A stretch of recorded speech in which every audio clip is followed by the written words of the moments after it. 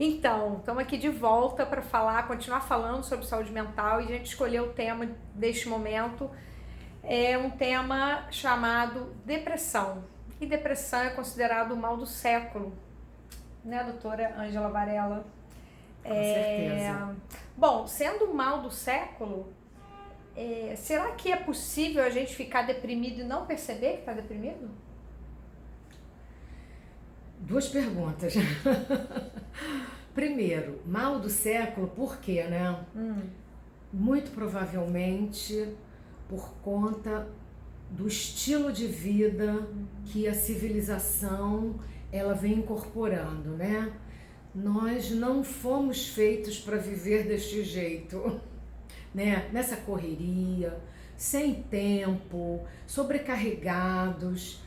Aí assim, as pessoas devem estar se perguntando: ah, mas nós fomos feitos para viver como? Nós fomos feitos para viver colocando as coisas numa balança, mais ou menos assim, né? Essa metáfora.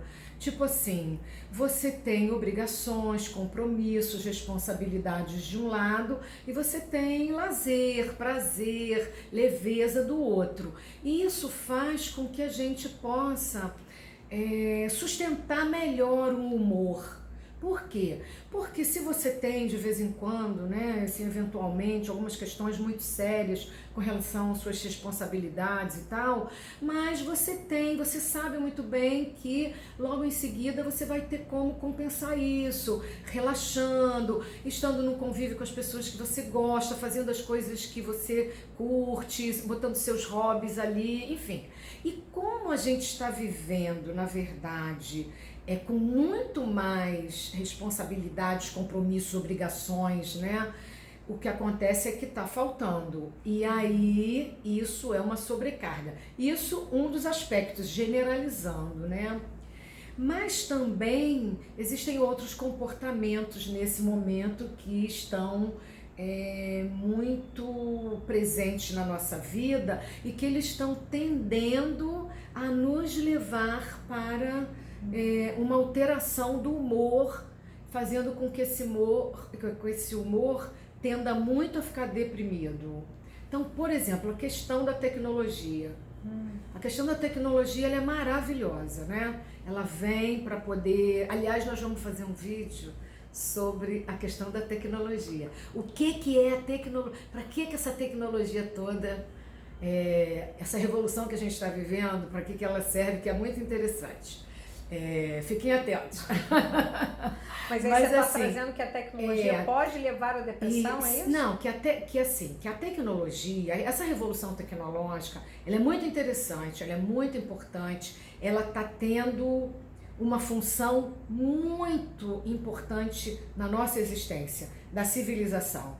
E depois, quer dizer, com o tempo as pessoas vão compreender cada vez mais por que isso. Mas, por um outro lado, enquanto não percebemos também o lado negativo da tecnologia, essa tecnologia está, quer dizer, a relação com a tecnologia está nos afetando. Eu vou dar alguns exemplos. Por exemplo, viver no mundo virtual, no sentido de você esquecer que a vida mais importante é a vida do relacionamento real, onde as coisas acontecem, onde você se coloca, onde o que está acontecendo é real e não onde você fica vivendo uma coisa virtual, idealizando. Então, é como se você ficasse imaginando o tempo inteiro. Isso, exatamente. É como se você estivesse imaginando o tempo inteiro e, na verdade, você não está vivendo. Você está mandando imagens, passando uma mensagem para o mundo, mas que você não está vivendo isso internamente, verdadeiramente. Isto não é bom. Isso leva à depressão. Isso vai acabar, se isso se estender por muito tempo na vida das pessoas, isso começa a tornar a vida das pessoas vazia. E esse vazio vai levar aonde, né? Nós estamos aqui para ter uma vida com sentido e com coisas para fazer. Assim, nós temos aqui uma possibilidade de evoluir, de crescer. Mas se você tem uma vida vazia, daqui a pouco você fala: eu estou aqui fazendo o quê?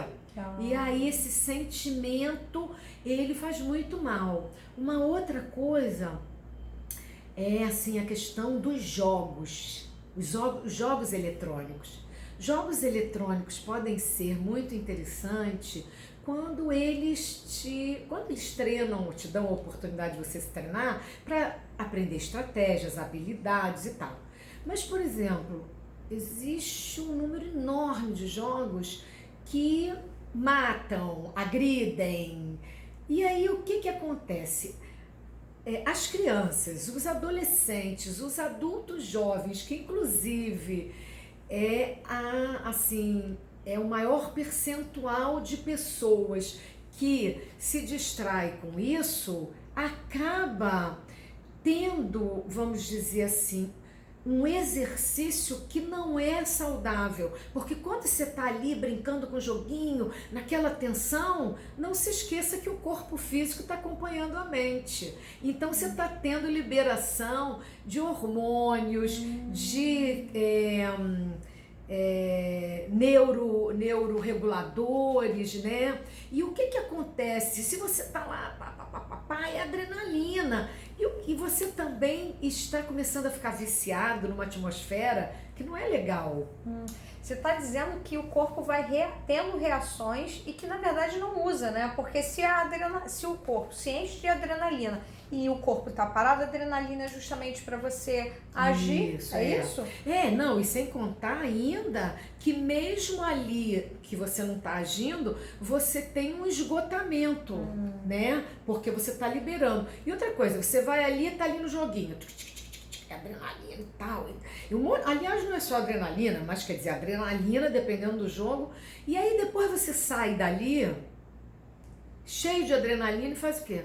Com aquela adrenalina, né?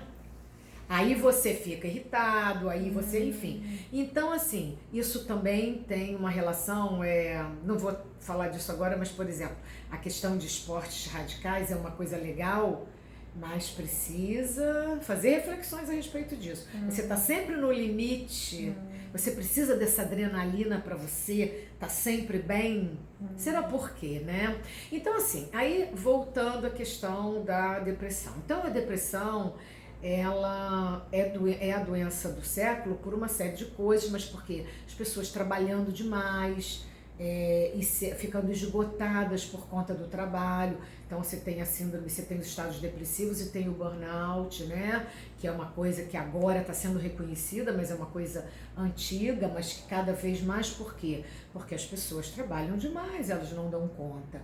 E o que acontece é que às vezes você está na cabeça, na mente, e aí você acha que você pode trabalhar, mas o seu corpo, ele começa a perceber que ele não dá conta de acompanhar, né? Então, isso é uma questão do fato de ser a doença do século, né? E você me perguntou uma outra coisa. Isso, se é possível ficar deprimido e não perceber que ficou deprimido. Claro, por quê?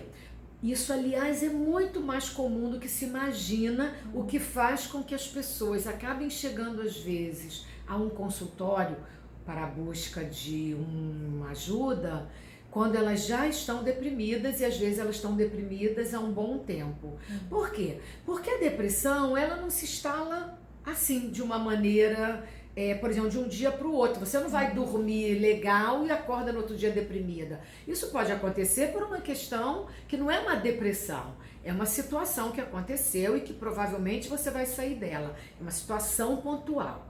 Mas quando nós estamos falando de um estado depressivo, ele geralmente tem um tempo de onde ele vem. Aí eu falei no outro vídeo sobre a questão do humor, que o nosso humor, ele é assim, né? Naturalmente. Ele tem uma onda de uma certa amplitude.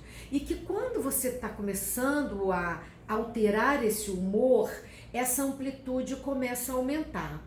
E é verdade que às vezes no início você não percebe muito, às vezes você percebe um dia que você está mais para baixo, mas como ele ainda está oscilando, no dia que o humor vai para cima, você esquece, e aí você deixa. E aí, geralmente a gente chama isso, é chamado de distimia. É um estado onde a alteração do humor já está começando a ficar perceptível, mas você ainda não valoriza, vamos dizer assim. Até que, se você permitir que isso fique assim durante um tempo, vai chegar uma hora onde esse humor vai ficar francamente depressivo. Então, às vezes, você já está deprimida há algum tempo e você não vinha se dando conta. Agora, uma coisa também muito interessante que é legal da gente falar aqui é que as pessoas que estão ao redor, elas têm às vezes uma função muito importante, que é de alertar sobre o que elas estão percebendo, porque às vezes quem está de fora consegue perceber uma mudança no comportamento, um certo isolamento que tem acontecido com frequência, uma irritabilidade que também tem se mostrado com frequência e que aquilo não era um padrão daquela pessoa, né? Enfim, alguns sintomas que vão se instalando devagarzinho. Então, essa pergunta que você me fez, é possível ficar deprimida sem perceber? É. Então, agora tem muitas perguntas, mas não tem tanto tempo, mas vamos lá. Então, tem uma pergunta aqui, quer dizer, que me vem, que é sobre você que está vendo que a pessoa está deprimida, como lidar, ou a outra pessoa mesmo, eu estou deprimida, né? Como lidar com essa situação? O que você pode fazer para apoiar essa pessoa? Porque a sensação que eu tenho é que a gente não pode fazer muita coisa. Porque parece que é a pessoa que vai resolver aquilo e você quer ajudar e você não sabe como. Mas o que você... Olha, eu acho que essa é uma pergunta super valiosa. Por quê? Porque a gente precisa pensar numa coisa, que quando alguém está deprimido, ele está num sofrimento. E o que acontece? Como essas questões fazem parte do nosso aspecto subjetivo, que as pessoas têm muita dificuldade para entender, então é muito comum que alguém esteja mostrando que não está bem, às vezes até a própria pessoa já percebeu, ela está se queixando, ou ela está relatando, ela está tentando mostrar que ela não está bem, e também às vezes as pessoas do lado não estão valorizando, estão achando que aquilo é falta de força de vontade, se a pessoa fica muito na cama, fala que isso é bobagem, isso é falta do que fazer. E isso é um engano, porque se a pessoa está realmente deprimida, ela está num sofrimento. E uma das primeiras coisas que podemos fazer para ajudar é apoiá-la. Primeiro, fazendo, de alguma forma, um acolhimento. O que é isso, acolhimento? É mostrar para aquela pessoa que a gente está percebendo, é a empatia. Famosa empatia que agora está tão em moda, graças a Deus, né?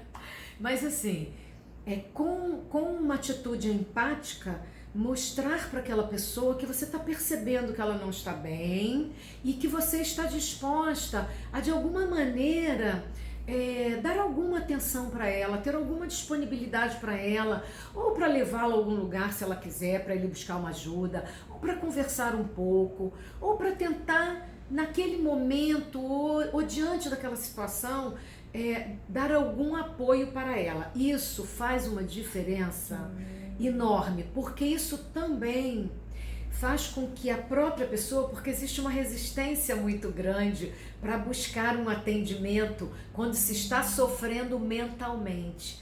Os transtornos mentais, eles carregam um estigma muito grande, né?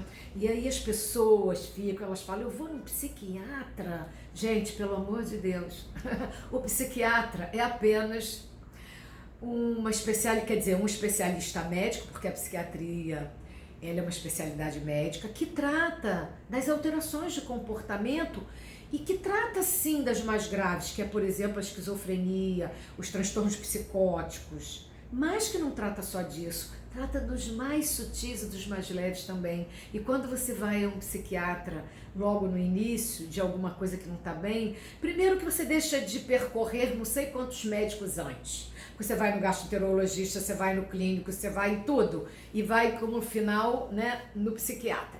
Mas também porque às vezes quando você vai no início, você não precisa ficar sofrendo aquele transtorno depois, rápido, né? Você resolve mais rápido, né? Então, essa pergunta que você me fez de o que se pode fazer, um acolhimento, ser empático, perceber, quer dizer, dizer ao outro que você está percebendo que ele não está bem e que você está disposto a ajudá-lo naquilo que ele achar necessário. Maravilhoso. Eu cheguei à conclusão que vai ter o vídeo Depressão 2.